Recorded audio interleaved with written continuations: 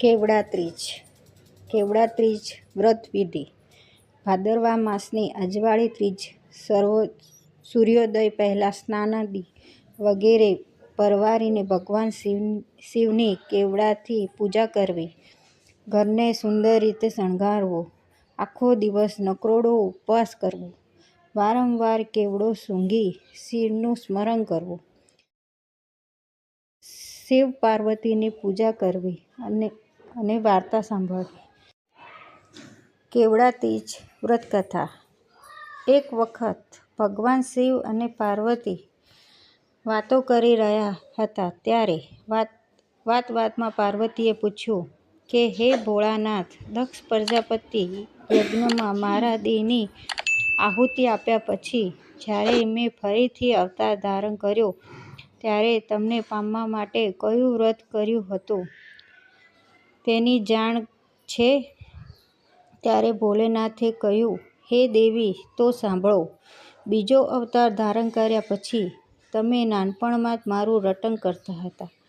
એક વખતે નારદ મુનિએ તમારા પિતા હિમાલયની આગળ મારી ખૂબ જ પ્રશંસા કરી ત્યારે તમે મનોમન ખૂબ જ ખુશ થયા હતા. પરંતુ નારદજી તમારા લગ્ન વિષ્ણુ ભગવાન સાથે કરવાનું કહ્યું હતું ત્યારે નારદ ખૂબ જ ગુસ્સે થયા હતા. તમારા પિતા જ્યારે તમારા વિવાહ વિષ્ણુ સાથે કરવાનો વિચાર કરી રહ્યા હતા ત્યારે તમને મનોમન ખૂબ જ મૂંઝાયા અને મૂંઝવણ દૂર કરવા માટે તમે તમારી સખી સાથે વનમાં ચાલ્યા ગયા હતા. વનમાં તમે એક માટીનો ઢગલો જોયો અને બાળકની જેમ તમે માટીના ઢગલા સાથે રમવા લાગ્યા. તમારું રોમે રોમ મારું રટણ કરતું હોવાથી તમે બેધ્યાનપણે મારું શિવલિંગ બનાવી દીધું હતું અને ત્યારબાદ તમે વનમાંથી કેવડો અને બીજા વનફૂલો તેમજ અન્ય વનસ્પતિ લાવીને મને ખૂબ ભાવપૂર્વક ચડાવ્યા હતા. તે દિવસે ભાદરવા માસની અજવાળી ત્રીજ હતી. વળી તે દિવસે આખો દિવસ કાંઈ ખાધા પીધા વિના નકરોડો ઉપવાસ કર્યો હતો. પાણી પણ પીધું નહોતું. આમ મને કેવડો નથી ચડતો, પરંતુ તમે ખૂબ જ ભાવમાં આવીને મને તે દિવસે કેવડો ચડાવ્યો હતો તેથી હું તમારા પર પ્રસન્ન થયો હતો અને તમને વરદાન માંગતા કહ્યું હતું.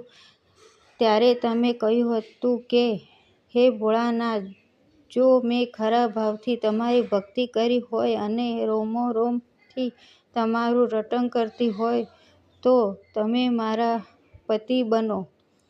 અને તમને તથાસ્તુ કહી દીધું હતું. તમે આખી રાત જાગવાને કારણે અને ભૂખને કારણે ખૂબ જ થાક્યા હોવાથી સૂઈ ગયા હતા.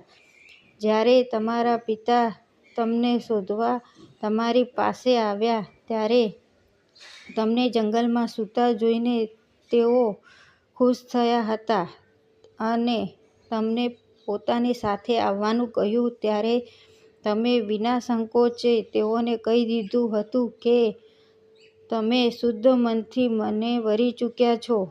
હે દેવી, તમે અજાણ્યાથી કેવડો વડે મારી પૂજા કરી હતી અને આખો દિવસ ઉપવાસ કર્યો હતો.